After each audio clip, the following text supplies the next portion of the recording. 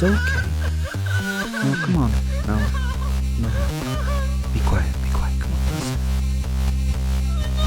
No, come on. I've got things to do. You just lay still. That's good. No, it'll be over soon. Don't worry, let me just do this. It's fine, don't worry. Hello, this is your werewolf Wil speaking, and this is Werewolf the podcast.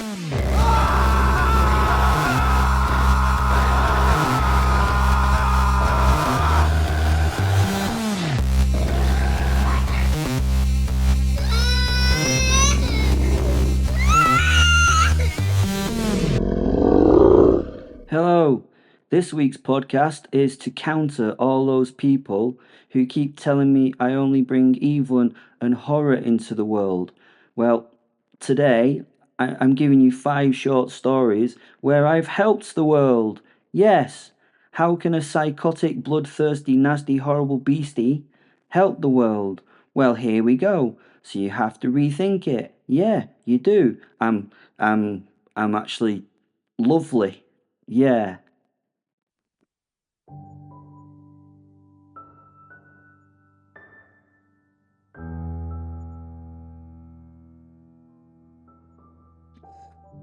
The Cult of the Infant Saint, a not-so-heartwarming tale of werewolves, rot, and ecclesiastical nonsense. Somewhere incipient in rural Hungary, the sort of place GPS and even roads give up on, and where Lucifer sends postcards from, I'm kind of implying it's hell, there is a village that smells like, well, what would I say, boiled cabbage, wet incense, and things best left under the floorboards, hoping that they won't eventually crawl out.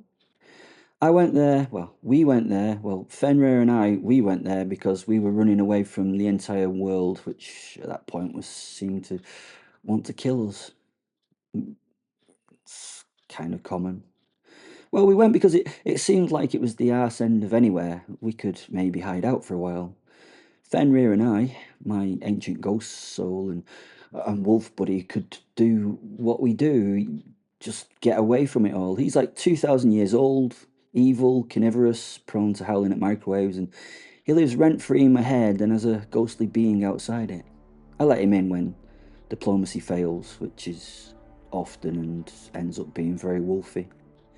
Anyway, this village, utterly miserable, buildings leaning like drunks, people leaning like drunks, dogs leaning like, you get the idea. The only thing upright was a church, grey stone, did have a wonky steeple, and it had a huge sense of self-importance. It was so thick it could be used as insulation, and it was full of shiny things. Catholics do it so well. Inside, I found a child mummy in a glass box. It was dressed in antique lace, it wore a crown, and smelled faintly of oxtail soup. My senses are more powerful, you see. "It's the little saint," whispered a woman who appeared beside me like a Victorian jump scare. She looked like she'd been left out in the sun and then buried for a decade as a precaution. Face like a raisin, you get it. "She hears your thoughts," the crone said, eyes white as milk and twice as sour. I had to waft my hand as she spoke, because it was not only her eyes that were sour, her breath. God forbid. I hope she's deaf then, I muttered, because I was thinking about the best way to steal everything and then redecorate this place using a flamethrower and a strong sense of nihilism.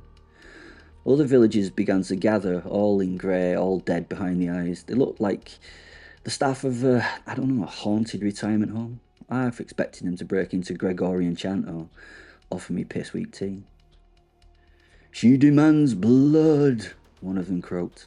I sighed. "Whose?" sent Fen to my mind. "Whose?" I asked the gathered villagers.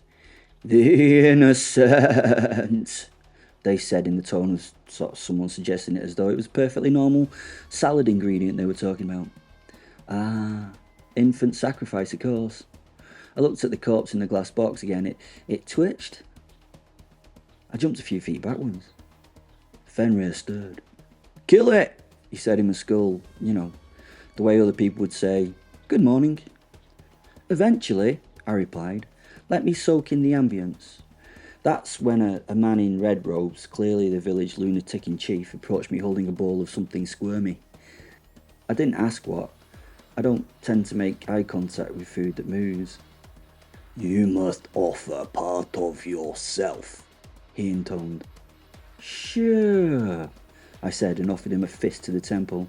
He dropped like a sack of sacred potatoes. Cue panic, crying, screaming, chanting, and in one case, spontaneous urination. Usual sort of thing. I let Fenrir rise. The transformation is instant. There's not this bones cracking, no screaming, just whoomp, and I'm a 9 feet of wolf-shaped terror in a bespoke suit shredded at the seams. One elderly cultist hit me with a candlestick. I returned the gesture by hitting him with a pew. Things escalated quickly, arms flew, legs detached. I turned a choir boy into a splatter painting. It was quite beautiful to behold. Someone threw holy water. It sizzled and smelled like vodka.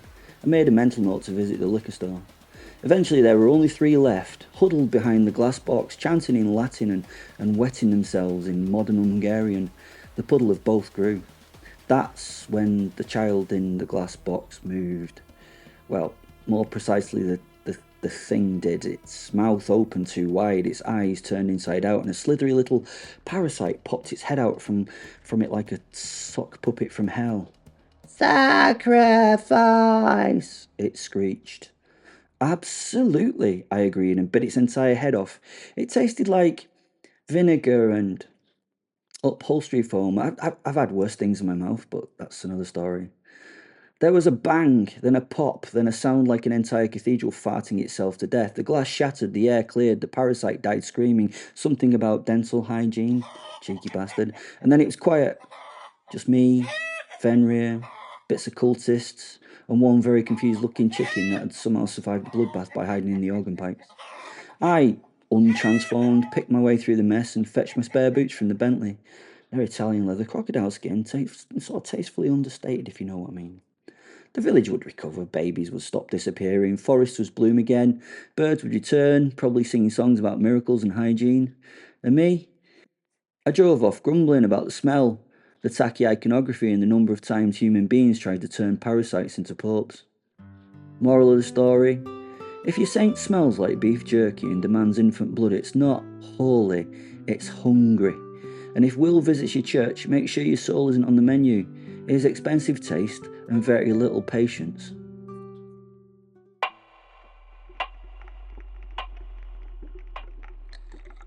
The Skin Farmer. A wholesome tale of dermal theft, celebrity wellness, and high fashion revenge. Picture Los Angeles, the city of angels. That himbo Gabriel would fit right in. It's also the city of Botox, unlicensed shamans, and enough self-delusion to power a small dictatorship. I came here just for a jacket. Honestly, I did. Not just any jacket, a one-of-a-kind hand-stitched Italian-cut marvel made from the supple hide of something that probably didn't give its consent. A coat that makes like billionaires weep and Peter executives sort of spontaneously combust. I'd seen it in a fashion mag while devouring a hedge fund manager in Zurich. Instant lust. I must have it.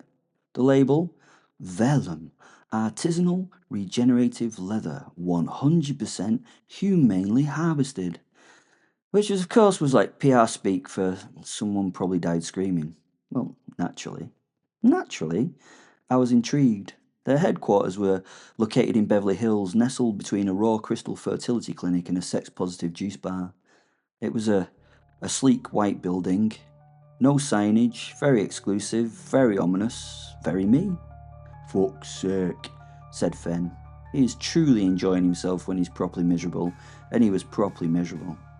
I parked the Bentley, fixed my cufflinks, onyx, stolen, and walked in. The receptionist was blonde, bored, and genetically engineered to say no to people like me. She tried to give me a smile so fake that it should have been labelled synthetic. I'm here about the jacket, I said. She almost blinked. The face lifts and Botox stopped her from completing the blink. I'm sorry, sir. We're a private invitation only, and... She looked me up and down. We don't typically cater to your... demographic. Ah, I said. You mean well-dressed psychopaths with excellent bone structure? If you say so, she sniffed. Fenrir was laughing so hard in my head I couldn't hear. I couldn't hear what else she said after that, so I just left embarrassed. And came back an hour later through the loading dock wearing Fenrir like a tailored apocalypse. It wasn't subtle. The security guards lasted about 30 seconds. One tried to tase me. I tased him back with a claw through the pancreas. A second guard offered me a protein shake, which I took before beheading him. It was kale. Kale! Down in the sub-basement I found the truth. Human skin. Lots of it. Not in little sample swatches, no, entire slabs of it stretched and drying like artisanal beef jerky. Each one labelled with barcodes, genetic traits, and in one case, do not use, left-handed, plus freckles. There were vats of bio-goo growing dermis from stolen stem cells, cryo chambers full of tranquilized donors, monitors showing celebrities in Tokyo and Berlin wearing coats made from the thighs of refugees, all the good stuff. I mean it was evil, deeply unethical, and to be honest, it was mostly horribly styled. Honestly, I wasn't even mad about the human rights violations, not that I would be. It was the design choices that offended me. Faux medieval trim, beige accents, beige on ethically ambiguous couture? No, absolutely not. Fenrir and I went full runway massacre. Limbs flew, alarms screamed. Somewhere an executive shouted, "Get the vat cloaks!" and was immediately disemboweled with a paperweight shaped like an endangered bird. In one lab, a pair of fashion interns tried to escape by throwing mood boards at me. One screamed, "I'm just a graphic designer!" I let him go. We had nice tasting fonts. The CEO, a shriveled old ghoul named Vargo Van Cleef, who looked like someone had vacuum sealed a raccoon, tried to bribe me with a pair of gloves made from an Olympic gymnast. I fed him into the dermal press. Then I torched the place, not for justice, but because it reeked of kombucha, burnt college, and just hate. As I walked out, singed, bloody and victorious, I passed the same receptionist, still at her desk, somehow alive. I mean, she couldn't look frightened because she couldn't move her face. She looked at me, looked at the carnage, looked at my new jacket, harvested mid-rampage from the most tasteful corpse I could find, and said, "Actually, that cut really suits you, sir." I winked. I know. I liked her. Postscript. The destruction of Vellum Inc. led to the collapse of the celebrity human leather market. Exposés were written, documentaries aired, ethical fashion became a genuine trend for almost 3 whole weeks. Thousands of missing persons were found. Survivors testified. A senator cried on live TV. Justice was served. I don't care. The jacket fits perfectly.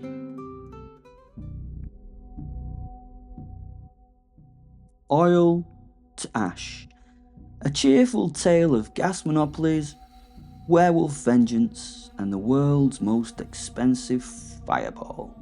Surgut, Russia, home of biting winds, frozen rivers, and my old tribe, a pack of werewolves who swapped sacred blood rights for hostile takeovers and now control half of Eurasia's oil infrastructure.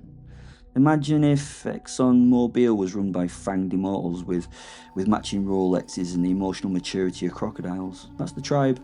My tribe, or rather my ex-tribe. We'd, had a bit of a disagreement. Something about, "Will, you can't eat foreign dignitaries during climate summits," and "No, the UN ambassador is not a chew toy." Honestly, I don't remember. It was a Tuesday. Anyway, they exiled me, and now they live like fat off the black gold and imported meat while pretending to be a respectable corporate empire.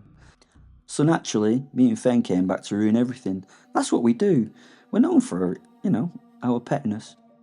I didn't return with a fanfare, just a plane ticket, a forged ID, and a suitcase full of explosives, curses, and a fine bottle of 1984 Macallan. Because if you're going to commit arson, you might as well have a good drink first. My target, the Colossus Pipeline Hub. It's a sprawling, monstrous facility pumping 15% of the world's oil through its steel arteries. Heavily guarded, reinforced, full of boardroom werewolves wearing 3-piece suits and smiles like surgical scalpels. I checked in as William Fenroth, freelance consultant. They gave me a badge and a cappuccino.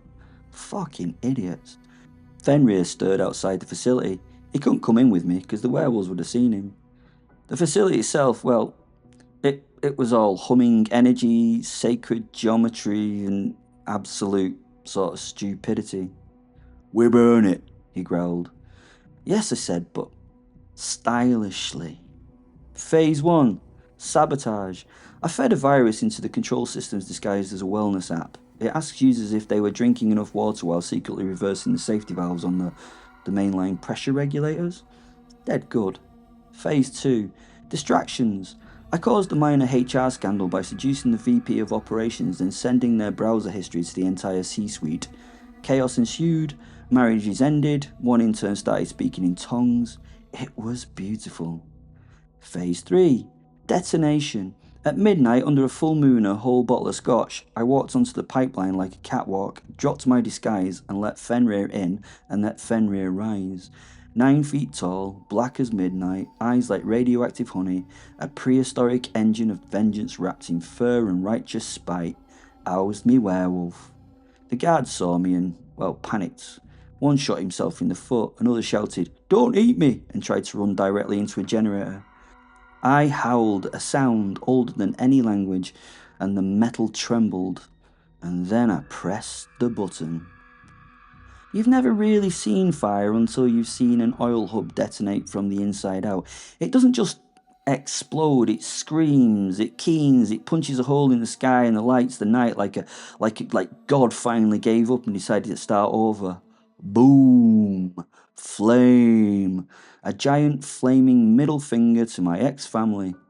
I stood on the wreckage, smoke curling from my fur, bits of shareholder burning in the snow, and said, "Surgut sends its regrets." Fenrir laughed, a full-bellied ancient wolf laugh. It echoed through the pipelines and politics. Outcome: with the Colossus destroyed and half the board incinerated, oil prices skyrocketed. For a week, the world was in a beautiful panic. Then something strange happened. People adapted. Countries accelerated their green energy plans. Solar stocks soared. Fossil fuel dependence dropped. The ice caps sighed in relief. A small Arctic tern winked at the camera during a nature documentary. Wil, the werewolf, became an unintentional eco-hero. Postscript: we watched the global fallout from a penthouse in Istanbul wearing silk and sipping vodka that cost more than, well, some economies. Someone on the news called me the Green Grim Reaper. I like that. Sounds expensive.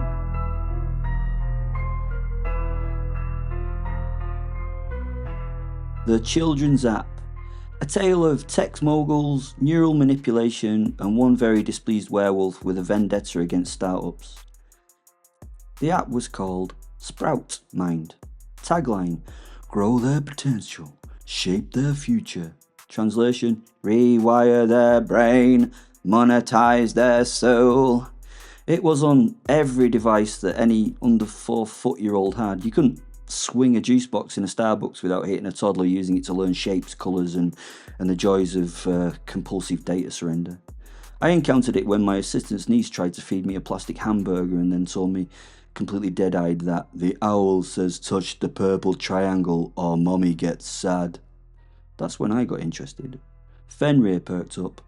What is an algorithmic bonding module?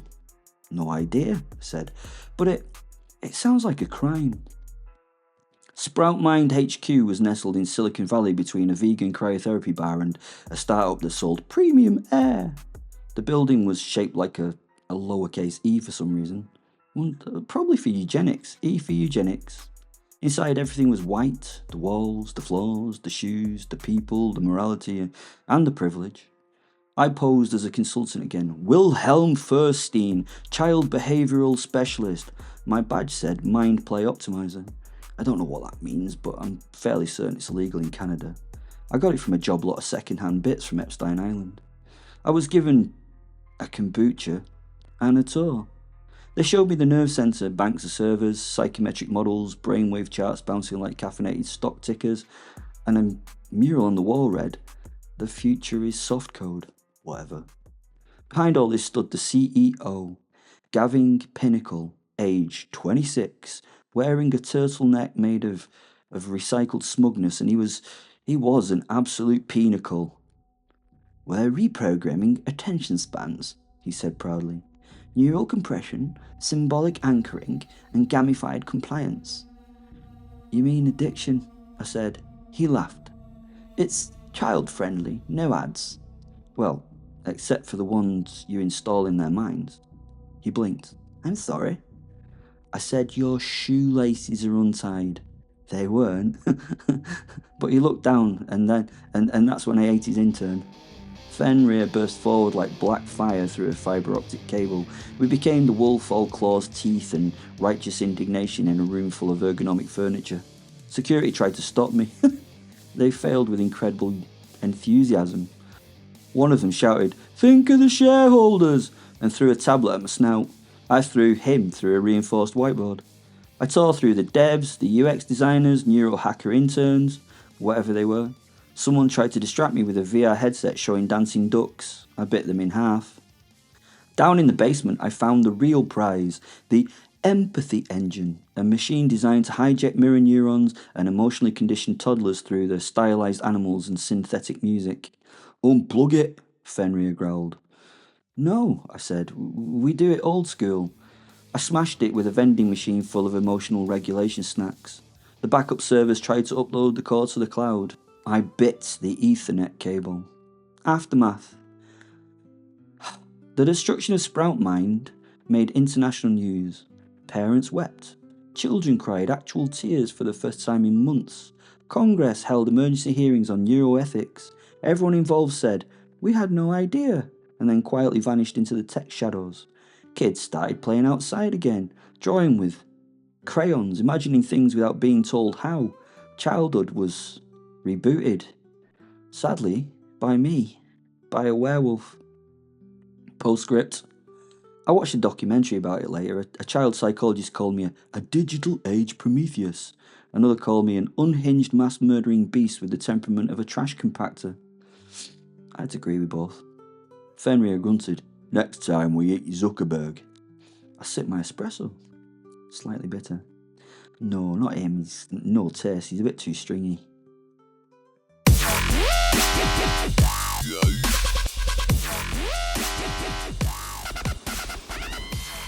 And the final story, Meat for the Meek, a feast of biotech nightmares, starving refugees, and a werewolf's deliciously awful solution.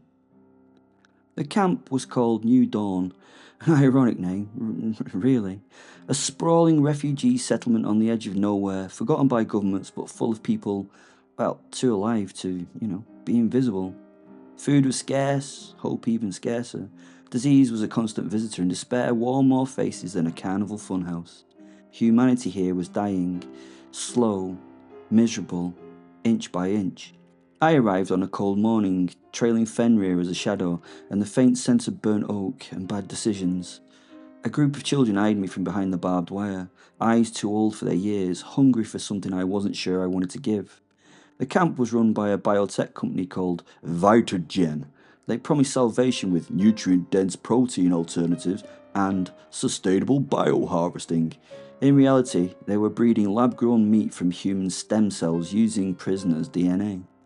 The food was edible but soulless. It fed bodies but starved spirits.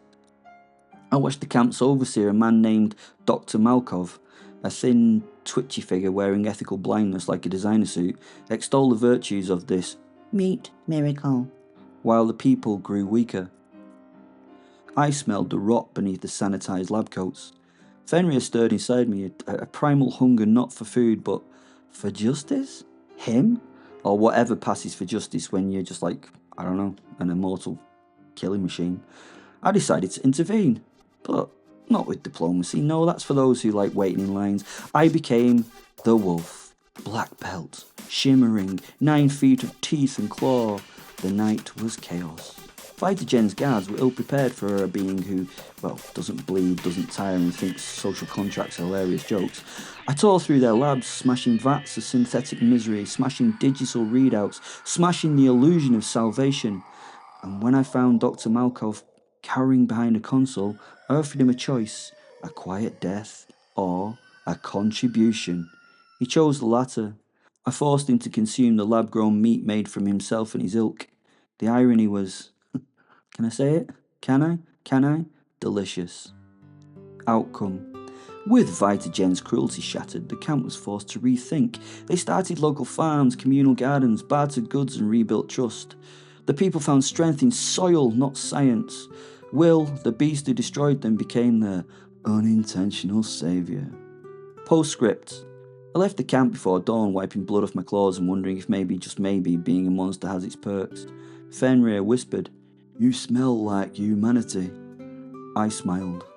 I'm working on it. Thank you for listening to Werewolf the Podcast. You've had an anti-villain's point of view about life and how he helps the needy. Sort of a reverse fairy tale. Please go to the description to buy things like merchandise from Odin Apparel. Please go to Grendel Press, where you can get all your horror book needs. Please enjoy life. Thank you. Goodbye.